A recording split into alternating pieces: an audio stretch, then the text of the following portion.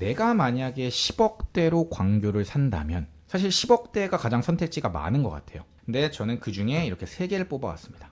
광교 센트러뷰, 그 다음에 광교 자이더 클래스, 광교 더샵 3개 단지 시세가 거의 10.5억에서 내고 요 정도 수준입니다. 지금 실제로 이 3개 단지 중에는 얘가 제일 연식이 오래됐어요. 광교 자이더 클래스 아까 상록자이였죠. 상현역 앞에 있는 거. 얘가 제일 오래됐는데 거의 비슷하게 갔다가 떨어져가지고 지금 현재 시세도 비슷하고 전세가도 평균선 그려보면 거의 비슷한데 빨간색이랑 검은색이 조금 더 높은 건 얘네가 조금 더 신축이어서 좀 선호도가 높고, 얘는 신축은 아닙니다. 13년식인데 얘가 왜 중간부터밖에 없냐면 얘는 공공임대 후 전환이어가지고 입지는 좋은데 이제 그런 전환된 이슈가 있어서 그래서 좀 자재나 이런 것들에 좀 이슈가 있고 좀 동간 간격이 좁고 이런 단점들이 있습니다. 얘네 3개의 위치를 좀 보여드리면 아까 광교 더샵 얘죠. 매원초, 그 다음에 호수중, 호수공원 접근성 좋고 상권 인프라 괜찮고, 다만 단점은 여기 광교 중앙역까지의 거리, 요게 이제 단점인 거. 그 다음에 광교 센트럴뷰는 여기입니다. 그러니까 메인 입지에서 사실 산이초 바로 길 건너서 보낼 수 있고, 그 다음에 여기 학원가도 뭐 도보로 여기도 이용할 수 있고 다 갈 수 있고, 여기 중앙역 도보 이용 가능하고, 사실 입지적으로는 괜찮은데 임대 후 전환이라는 단점이 있기 때문에 10억 5천 정도. 지금 이제 얘가 한 10억 7천 정도에 막 나와 있어요. 10억 2,500에 내놨다가 뭐 가격 올리고 막 이래가지고 10억 7천까지 올렸는데 내고 하면 10억 5천 정도에 되는 수준입니다. 이제 22일, 23일 기준으로. 그리고 아까 상현역 앞에 얘도 지금 시세가 거의 10억 중반 정도 됩니다. 그러니까 이 3개가 비슷한데 얘의 장점은 아까 인프라, 그다음에 초중고, 그다음에 여기 역세권. 근데 좀 요 큰 길가를 기준으로 여기를 또 광교로 안 보는 사람들도 있다. 여긴 광교 아니고 여긴 상현인데요. 그런 건 있지만 어쨌든 광교 인프라를 충분히 누릴 수 있다라는 거. 그래서 저는 이 3개 단지 중에 다 괜찮지만 광교 더샵을 골랐습니다. 왜? 제일 신축이고 인프라가 괜찮고 주상복합이라는 단점이 사실은 나중에 재건축할 때나 조금 그렇지 지금 이렇게 신축급에는 사실 그렇게 크지 않아서 얘를 뭐 20, 30년 들고 갈 건 아니니까 그런 관점에서 실거주도 그렇고 투자는 좀 애매합니다. 지금 뭐 갭이 7억 4천이나 되고 그래서 좀 애매하긴 하지만 평균 전세가율도 비슷하고 그래서 광교 더샵이 인프라가 제일 좋아져서 얘를 골랐습니다. 그러면 얘랑 어떤 애들이랑 비교를 했냐, 딱 보시면 동탄역 시범 하나 꿈의 그린, 동탄 3대장 중에 우포한 중에 하나인 꿈의 그린 33평짜리, 그 다음에 성봉역 대장, 거의 수지의 대장급이라고 할 수 있는 롯데캐슬 골드타운, 그 다음에 인덕원 이번에 엄청 많이 나왔었는데 인덕원까지, 그 다음에 여기는 서울로 갑니다. 서울 답심리에 있는 레미안 이북. 이런 아파트들이랑 비교 평가를 해본 거예요. 지금 광교로 오니까 딱 비교군이 바로 들어봐도 뭔가 알만한 아파트들이 나오죠. 실제로 이런 애들하고 비교 평가를 할 수 있는 겁니다. 자, 어떤 단지들이랑 비교했는지 제가 보여드릴게요. 동탄 역세권에 있는 아파트구 우포한 중에 하나입니다. 이제 원래 제가 갔을 때만 해도 여기가 이제 9억대, 여기가 이제 10억대 이제 막 이렇게 나왔는데 지금 이제 그것도 다 사라지고 얘가 10억 중반까지 올라간 겁니다. 그리고 이제 10억 중반대 물건도 거의 막 걷어들여지고 11억대 나오고 막 이럽니다. 근데 얘가 단지가 워낙 크다 보니까 역에서 멀면 멀수록 원래 가격 차이가 1억 이상도 나는 그런 단지여서 여기서도 10억 중반대 물건이 있는 거고 동탄의 3대장 중에 하나니까 입지가 꽤 좋은 거죠. 근데 광교의 대장이랑 비교하기에는 레벨이 좀 안 맞고 광교의 대장급보다 좀 아래에 있는 단지들 중에 좀 비교 평가를 해봤더니 실제 빨간색과 파란색은 거의 비슷하게 가는데 얘는 이제 거래가 많이 없어서 전세가가 한화 꿈의 그림이 오히려 훨씬 낮죠. 그만큼 광교에 대한 실거주 가치가 높다라는 겁니다. 그럼 실제로 광교랑 동탄 얘랑 얘가 3대장이긴 하지만 그냥 객관적으로 비교해 봤을 때 어디가 좀 더 나아요? 얘가 조금 더 나은 거죠. 근데 미리 스포를 하자면 얘는 저평가 순위에서 바로 4, 5위로 밀려버립니다. 지금 제가 5개 단지만 해드리지만 사실은 더 많은 단지를 하셔야 되고 저는 최소 30개 단지를 해보시라고 말씀드리는데 해보셔도 사실 비슷한 순위가 나올 거라는 거예요.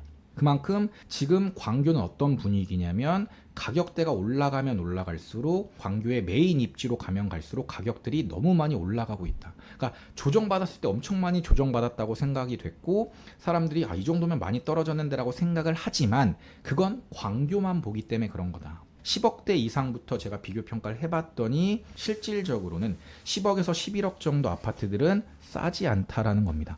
광교가 살기 좋은 거 너무 명확하지만 싸지 않다라는 게 더 중요한 거죠. 사실은 수원보다는 용인 수지구가 그냥 구로만 봤을 때 그냥 도시로만 봤을 때는 더 상급지거든요. 근데 그 중에서도 사실 여기 성북역에 있는 메인, 성북역과 지하로 연결되어 있는 똑같은 주상복합 아파트고 연식이 더 신축이에요. 얼마 전에 이제 전국 이제 시황 분석해드리면서 얘가 이제 9억대 매물들이 막 소진되고 있다. 근데 지금 이제 9억대 매물이 없습니다. 벌써 9억대 매물이 다 소진되고 10억 중반으로 올라왔어요. 근데 얘는 수지에서도 되게 선호도가 높은 아이다. 왜? 롯데몰과 지하로 연결돼 있고 성북역까지도 지하철로 그냥 바로 이렇게 갈 수 있는. 그래서 주상복합 중에서도 선호도가 굉장히 높은 단지거든요. 근데 이런 단지와 비교 평가를 해봤어요. 이런 단지와 비교 평가를 해봐도 검은색인데 조금 더 오히려 높죠. 성북역 롯데캐슬 가격대가. 전세가도 뭔가 들쑥날쑥하긴 하지만 최고가랑 이런 것들 평균선을 그려봤을 때 제가 봤을 때는 얘보다 조금 더 높은 수준입니다. 롯데캐슬이.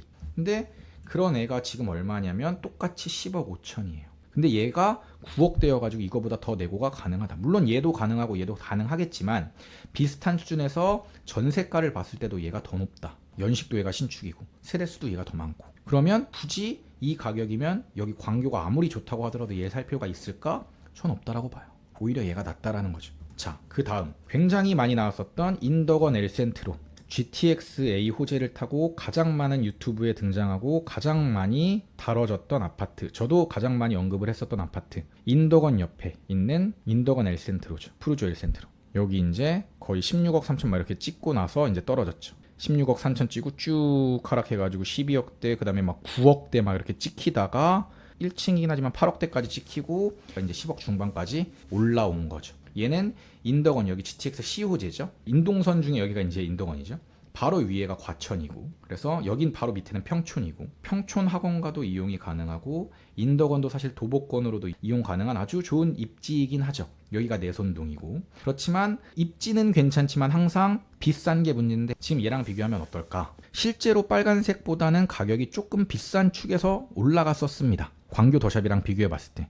근데 얘가 너무 비쌌던 거죠. 그러니까 얘는 조금 거품이었다. 근데 과거 가격이랑 비교해 봤을 때, 그리고 전세가로 봤을 때는 제가 봤을 때는 광교 더샵과 푸르조 엘센트로는 거의 비슷하게 가는데 얘가 조금 더 높은 수준이 맞는 거예요. 그런데 지금 현재 가격은 어떠냐? 적정선에 있죠. 전세가 거의 비슷하고 얘도 거의 비슷한 거죠. 그러면 얘를 싸게 살 수 있느냐, 얘를 싸게 살 수 있느냐의 차이인 거예요. 그래서 사실은 3, 4순위로 나눠져 있긴 하지만 큰 차이는 없다. 그런데 얘가 여기서 더 조정돼서 10억 초반대에 가능하고 얘는 만약에 10억 중반대에 가능하다 그러면 얘가 조금 더 날 수 있는 그런 차이가 있는 거죠. 그래서 얘네 두 개는 뭐 누가 더 저평가다라고 좀 보긴 어렵지만 얘도 지금 적정 가격 수준으로 이제 내려온 거죠. 근데 내려왔는데도 사실 그렇게 싸 보이진 않는다라는 거죠.